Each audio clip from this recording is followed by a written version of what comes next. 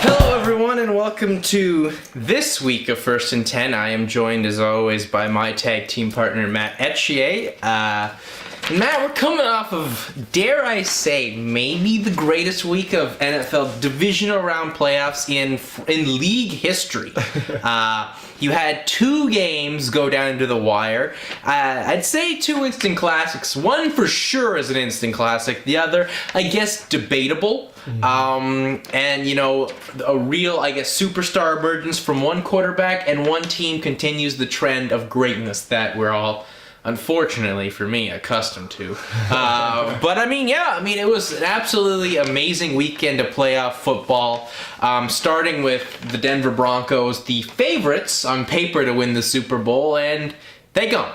They're out of the playoffs right now after the I think they called it the Flacco Flame. the Flacco Flame or the Flacco Fling in Baltimore. All right.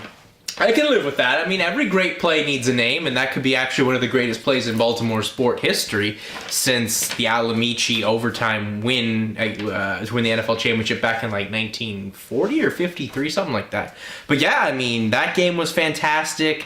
The Seahawks and Falcons. All right. I'm okay, but I feel validated because everyone out there in that game was like, it's over for Seattle after the first half. And they were saying it's over. Seattle's on the road. They were down 27-7, and they came back and they were down 20-0 at halftime. Well, yes. So they had that, but they're like, it's over because they're not at home. They can't come back at home. The teams they've come back at home, back against, are really at home. And I'm like, the game isn't over until the final whistle's blown. And really, Seattle would still be in this if Pete Carroll hadn't iced the kicker. And I was screaming at the TV. It is based. Yes, it's true. I was screaming, "Do not ice the kicker!" And what happens? He damn ices the kicker. But yeah, I mean, I guess what's your overall reaction to this weekend of playoff football? Yeah, it was fun. Saturday, I think, was a lot more fun than Sunday. But I mean, at the same time, that Baltimore-Denver game, you said instant classic. I mean, I can see that, but at the same time, I think I prefer my instant classics to be more so back and forth. That one was more so just a big comeback, and Denver kind of, I don't know what happened to them at the end there.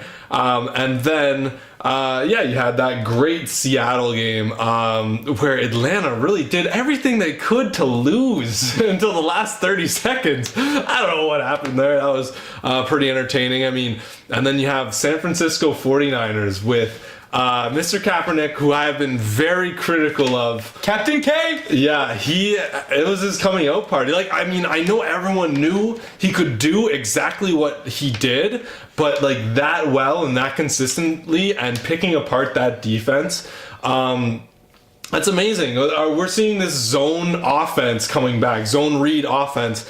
It's a lot of fun to watch. I mean, I gotta say though, Green Bay's defense did nothing to try and stop that, but they figured out. Well, I guess. But so I mean, that was that, and then I think what everyone kind of predicted: Patriots beat Houston. Every game though was a lot of fun to watch. Yeah, it definitely was a lot of fun to watch. I don't know how many of you could really get into that Patriot game unless you're a super diehard Pats fan. I mean, that's a lot to live up to, game-wise, after that, thriller in Atlanta. And, I guess I'm happy for Atlanta to win a playoff game because they have a lot of potential, and much like Baltimore's win it for Ray, they're trying to win it for Tony. That's Tony Gonzalez's first playoff win, folks. I mean, that's pretty amazing in its own right. And yeah, I mean, Houston actually could have been up 7-0 very early after that big return from Daniel Manning to open the game, but if Casey can, catch a football. I mean, but that's pretty much all the offense I think that really hurt them a lot, and you can't give the Patriots that much of an opportunity. They'll find ways to work around mishaps, like they lose Gronk for the game, and now for sure for the season. Yep. But they'll find things. They had, was it Verlander, I believe, the third string halfback that they made amazing receiver. I mean, he hit him on a bomb play out there too. So. I mean, that's the only game we kind of saw coming, and it did happen. I don't feel like most of these games, a lot of people, except me, I saw Baltimore winning that game, folks, and we have it on record that I saw Baltimore winning that game. I don't think we saw the 49ers dictating it that much to the Packers, and I don't think we saw, I guess, the heart towards the end for the Falcons, because they could have totally blown it, and they could have been another year of we can't win in the playoffs. But Matt Ryan executed a game-winning drive that he had to do. Yeah, exactly. And I gotta say though, Seattle and Russell Wilson, their Seattle offense won the game. It's just too bad that Atlanta had 30 seconds left. And the thing with that offense was they won the game more so passing the football, which a lot of people said, I don't know if Seattle can do that. They need Lynch. Lynch wasn't at his best the other against Atlanta. You know, he had a fumble. He didn't get that many yards, but you know, when he was needed, you know, to catch the ball was definitely crucial in that situation. Yeah. But that was the wild weekend it was. That really should be called Wild Card Weekend. There you go. So, but there's that. But now we're going to championship weekend. I mean, it's all on the line, folks, because these teams in these games know they win. They not only book a ticket to the Super Bowl, but that 1 week rest for media week is really huge to help heal teams up injury-wise. So, 3 of these teams are actually in the same situation they were last year. One is back in the championship game for the first time since 1998 when they went on to go to the Super Bowl. So we'll start with that team. That will be the Atlanta Falcons hosting the San Francisco 49ers. The explosiveness of Colin Kaepernick and that 49er offense takes on, you know, an explosive Atlanta Falcon team that may have blown all their gaskets in the holding off and fending off the Seattle Seahawks. But I think it's an intriguing matchup. One that you can actually truly say probably the 2 best teams in the NFC are playing for the championship, which in some cases is rare in sports, so I'm happy it's that way. So I'll let you start. Who do you like in the NFC Championship Game? By the way, it's kind of odd that it's an NFC Championship Game and your Giants aren't in there, eh? That sucks. That sucks, right? Thanks so much. Right? Yeah. Well, right? I have got to go with Atlanta on this one. I know, right? I think they are the underdogs now. My thing is, you know, Atlanta, they really did. It's easy to look at that second half and how Seattle came back, but Atlanta played shutdown football in the first half, and they really did limit that running game of Seattle. I think if they can play like they did those first 2 quarters for 4 quarters, they're dangerous. They're better than most other teams in the NFL. And so that's kind of really scary. The other thing that Atlanta's got is they don't really lose a lot of close games. That's true. I mean, especially at home. Well, especially at home, exactly. And so you look at that, and even though they let Seattle back into the game there, they still won. They still won, Jay. You know, it was, and so I just think that they kind of have that confidence where no matter what situation they're in, they're still going to be able to win the close game. Now, with that said, if San Francisco can come out and jump on Atlanta quick, I don't know if Atlanta has that drive to really come back. And also if San Francisco will let them, because San Francisco's defense was just crazy amazing last weekend. In the second half there, I was just kept on saying, well, if Green Bay can just stop San Francisco's offense, which they didn't, but if they could, then Green Bay's offense can come back and get them back in this game. That didn't happen. Aaron Rodgers, they could not get any kind of flow on offense against that San Francisco defense, which is amazing considering how explosive that Green Bay offense is. So, San Francisco defense looks great. I really think what Atlanta has to do is go back and look at those games against St. Louis Rams that San Francisco played, and because somehow the Rams were able to kind of limit that, you know, and San Francisco almost lost those games. So they did. Yeah, they lost one. That's right. The other. And so I mean, I think you got to go back and look at that tape, see what they were doing. That might be a good place to start. But I gotta go with Atlanta just because, I mean, at home is a huge thing. I think they can play a whole game the way that they did those first 2 quarters, shut down San Fran. What do you think, Jay?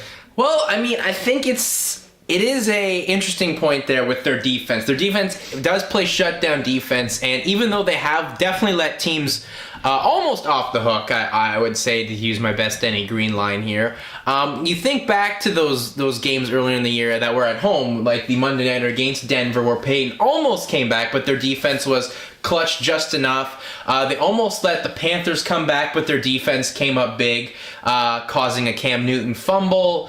Even against Oakland, the Raiders had them reeling a little bit at the Georgia Dome, but the Falcons, held their ground and got the victory there. So you have that. But the other thing is, when you look at most of those teams, with the exception of Denver, those two other teams in Carolina and Oakland, they didn't have as good of a defense as what San Francisco is going to bring here. Plus, I think the ground and pound style that the 49ers have, because you got Frank Gore that can smash you and bash you up, but as well you got Kaepernick who can cause some serious misdirection. I mean, of course, he proved that to Green Bay. Yes. And the Falcons did see that style of offense, and once they shut down Marshawn Lynch, it was kind of problems for them with Wilson getting loose, and I think it'd be even worse for if that happens with San Francisco. I think if we compare the two teams in their game performances last week in the division round, if San Francisco puts on that performance, it's honestly an instant ticket to New Orleans. I agree. And that is just a bad news Bears thing for, of course, Falcon fans. But these teams do have a bit of a playoff history. Back in 1998, when the Falcons went to the Super Bowl, they did beat these 49ers at home by a safety. Oh. So if any playoff team may have something to, some demons or some luck on their side, it may be Atlanta. And I may just take Atlanta slightly here, maybe by a safety. No, not by a safety. I don't know if that's happening, but it could. Anything can happen in the playoffs. I would take them on that home field advantage, and as well, I think if we look at this special teams wise, which these games always end up coming down to, that's a good point. Matt Bryan's a way better kicker than David Akers. Matt Bryan may be the most clutch kicker actually out of the remaining teams left. So I would go with Atlanta, maybe by a field goal. And that's just, would be a huge thing, because Atlanta for sure then shakes off anything. I mean, they at least then get to the Super Bowl, looking for that first Super Bowl win. And it's been a while since these NFC South teams have been in the Super Bowl. Last time that was New Orleans, then you had Tampa. So I think now it's time, since the divisions have been realigned, that Atlanta can make it back there. And if anything, for San Francisco, say Atlanta wins the game, I mean, Jim Harbaugh's proven right. Colin Kaepernick is their guy. They've got lots of things for the future to be thankful for. So I guess Atlanta by a field goal is where I'm going with this one. But the next game, while the first matchup for the NFC Championship does really, really excite me, and it gets my juices flowing, if you know what I mean there, the rematch in the AFC Championship game, I mean, this actually has big fight feel to it. If whether you're a long-time boxing fan or what have you, you feel like these teams truly don't like each other. I mean, there's history obviously from last year's game, the game that went through playoffs, like in the last 5 years. That all through the playoffs, but more so, I guess you'd have to say for that AFC Championship game last year, how it ended, unfortunately, and even how the game they played in the regular season this year ended very auspiciously with the granted we had replacement refs, and that kick was the strangest field goal I've ever seen go through, but it's a bit of a history there. So looking at the teams, I mean, New England at home is always a big thing. I mean, it's rare they really lose. The only team to beat them, I think, recently, with excluding the playoffs, I mean, is San Francisco, obviously. Baltimore, though, I mean, the heart. You can't ever count on a team that's got heart. And that's what they got. Their defense is something, folks, that, just with the presence of Ray Lewis. I mean, Ray Lewis led that team last week in tackles, which is huge for a man coming back from a torn tricep. Well, he's got a bionic arm now, Jay. Doesn't matter. The man could lose his arm and still lead the team in tackling. Let's head on if that happens, though. But I mean, just that presence alone, and him on the field, has upped this defense from when it was sitting at about a 50% to now definitely 100% in terms of confidence and the ability to make plays happen. And that with him just there, it also gives the confidence to Flacco and to Ray Rice and to Torrey Smith and Anquan Bolden and all those guys. And the fact that they're playing for that revenge of losing that game last year so heartbreakingly. I mean, if any team last year I saw play New England the best, it was Baltimore in that AFC Championship game. That defense was fantastic. Yes. Really caused Brady to have a lot of problems. Well, Baltimore should have won twice. They actually should have won twice, and that proved two things. One, don't have a dumbass Buffalo Bill receiver on your team in a trade, and two, don't let Billy Cundiff kick field goals when it matters. That's right. So, but then again, Billy Cundiff, that would never happen if Lee Evans could catch a damn football. So, going back to this, I mean, their defense played New England so well. They played them so well, I think, in the game in the regular season. I think that whole win it for Ray thing is just too much to overcome. I'm feeling it. I'm vibing it still. Win it for Ray. Win it for Ray. One more game to go. I'm taking Baltimore on the road. Oh, all right. Well, Jay's jacked up over here. Oh, my God. Look out. Oh, and you're exactly right. It is going to be one hell of a game, folks. Rematches always are. These two teams just seem to always kind of meet each other. I think this is their third meeting in the playoffs in the last 4 years. So Baltimore, they're both 1-1. I gotta say, you look at Baltimore the last 4 weeks of the season, and you just say, "Wow, Baltimore's they're terrible." You know, Ray Lewis comes back, and you look at their last two games. They're definitely contenders. You look at those; they played great. Ray Lewis has got to be one of the best leaders, if not the best leader, not only in football but in sports. Like, that is such a testament to him, and great for them. I must say, I haven't picked Baltimore yet, and they have made me look silly twice in the playoffs now. Can you not pick them then? I can't. I am going with the Patriots, Jay. This Patriots team, they are on lockdown right now. They will not give you an inch. You cannot, and I don't think Baltimore will, but you cannot go into New England and even take a single playoff. Not one of those players on the field can take one playoff for a single second. Patriots will make you pay. They are that... they're that technical, they're that perfect. Houston, it was like Houston had never even prepared for the no huddle last week. Tom Brady just puts them in the most uncomfortable situations, puts any team in the most uncomfortable situation, and just thrives in it. That team is so well-rounded, they can do whatever they want, and their running game now is just a great accent for Tom Brady. Whenever the pass rush is being too much, they can just hand that ball off on a nice running back draw and get about 5 yards. It's scary. That team, scary good. I still gotta give it to Baltimore. The Flacco he's such a playoff quarterback, eh? Like, and also his wide receivers, Bolden and Torrey Smith. They're making some big plays. Jacoby Jones, right? They are making big plays and a lot of fun. And even, I mean, obviously Ray Rice, he always does what he's got to do. My only thing is their game in Mile High. I thought, as much as, it was win it for Ray, Denver also kind of lost it there. Like, Baltimore had no business winning that game, which, I mean, maybe a team of fate, team of destiny then. But, I mean, you're in prevent defense. How do you let a wide receiver behind you by, like, 20 yards, too? Like, it wasn't even like the guy was covered and, like, had to dive. No, he turned around and caught the ball like it was a punt. It was kind of ridiculous. And then Peyton Manning has the ball with 36 seconds on your 20 with, I think, 2 timeouts, and you take a knee? I don't know what was up with that. I mean, you saw the next day, Matt Ryan had the same situation, went down, kicked a field goal, and they won. I don't know why Manning takes a knee, but so that's my only thing.